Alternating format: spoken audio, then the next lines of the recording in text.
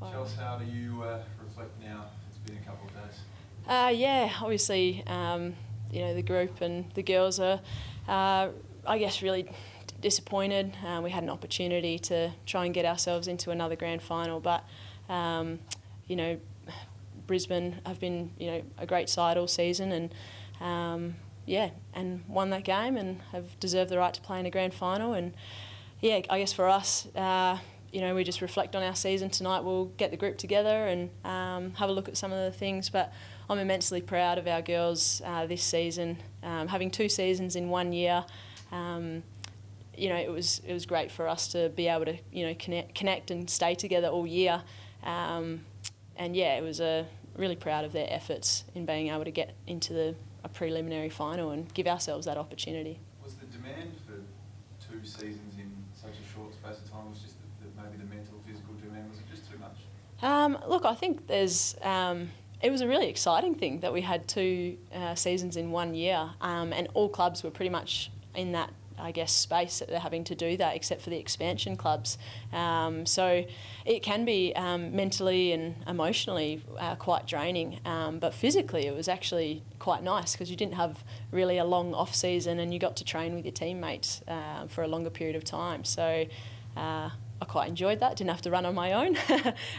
But yeah, look, it also gave you a bit of a taste. If you add up how many games, I don't know the number off the top of my head, but there'd be 20-odd games that we'd played throughout the year, which is kind of like almost being full-time in a way, but trying to do that with other jobs and everything like that as well was interesting. So given the taste of that you had, you could obviously handle the workload of, say, the 20 games. Is that where you'd like AFLW to go? Oh, I think hopefully, in years to come, the AFLW competition will move to, full-time and to be able to play each other, 17 times or however it might look. To be able to play each other once, 17 games and some finals. But we'll look to kind of see how that eventuates over the long term. But for now, it was just an awesome opportunity for us to kind of be able to play some more footy, and kind of trial a new time frame through that August-November as well for the competition. How do you think that worked? Given from ground availability, interest with everyone, it seemed like a long season by the end of it. Up to kind of almost relieved that it was over. Yeah, it was obviously had some, some teasing kind of things that we had, teething issues that we had to kind of work through, like venues and facilities. But our girls, I was really proud of how our girls adapted to that. We were at Walton training because obviously we don't have daylight savings normally through our pre-season, so we don't have lights here at Westlake, so we're at Walton, we're at AFL Max.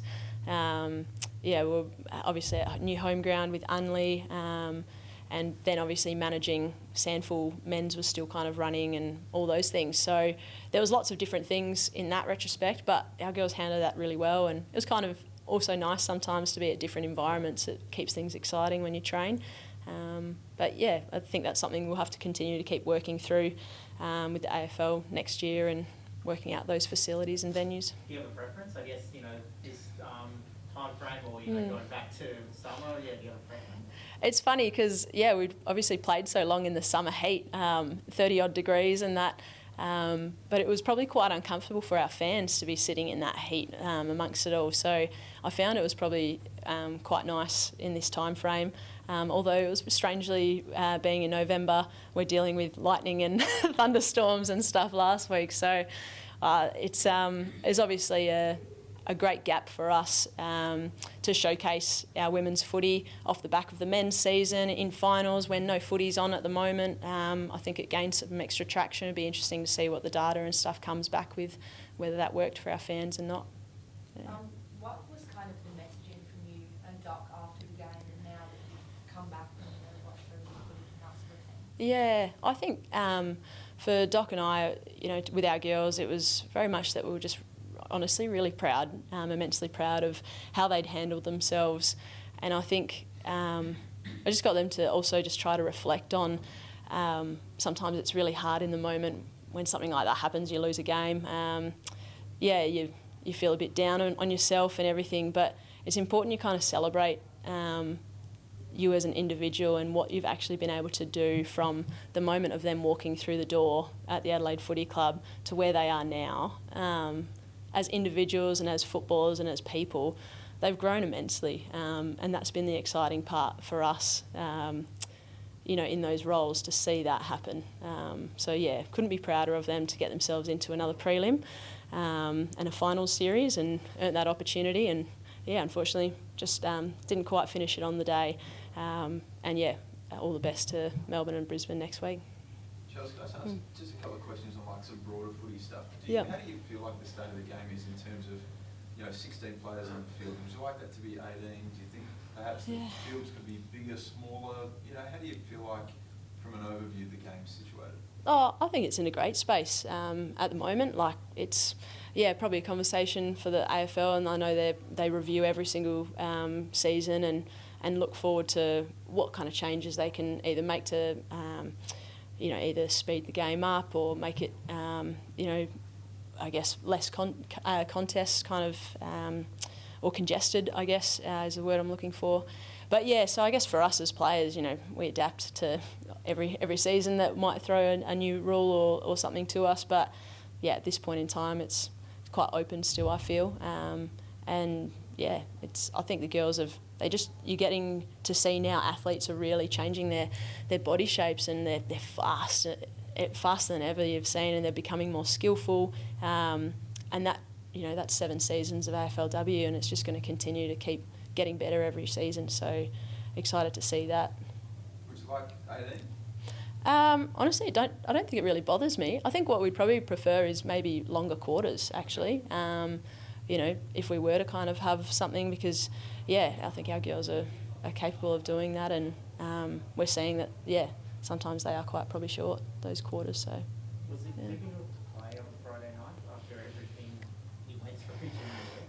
Yeah, it was obviously a really hard week for our footy club, for the Anderson family and her friends, and everyone across the AFL and AFL community, AFLW community.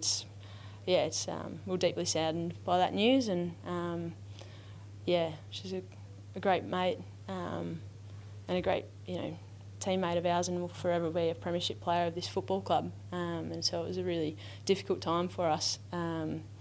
But we also had a job to do, and I know that Ando would be really, I guess, proud and just be wanting us to do the best we possibly could.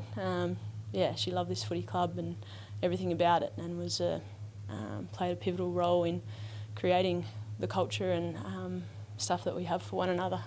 What's next for you, Chelsea? What are you going to do? Take a week or two to relax, or straight into men's pre-season? Today I was rocked up for obviously first day back for the boys in the men's program, so I was really excited to be here. I wanted to make sure I saw everyone's faces and said g'day, and it's an exciting time for them.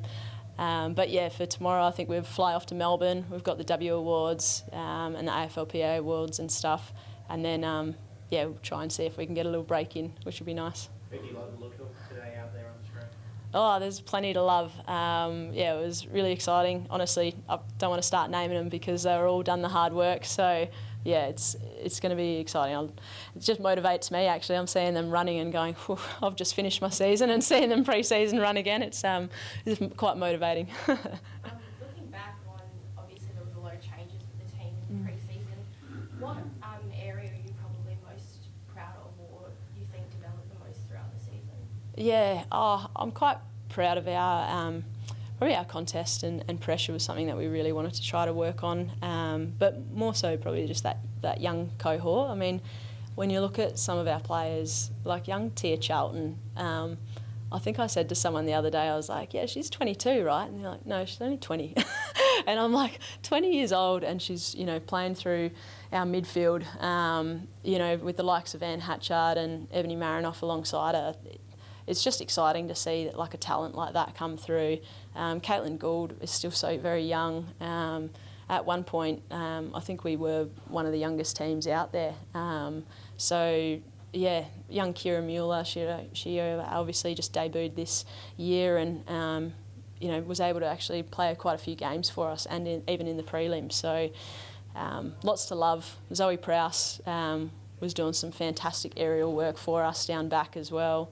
and Chelsea Bedell just continues to keep taking her game to a new level. So, yeah, it's just exciting, and I'm pumped for next season already to come around and see what we can produce then.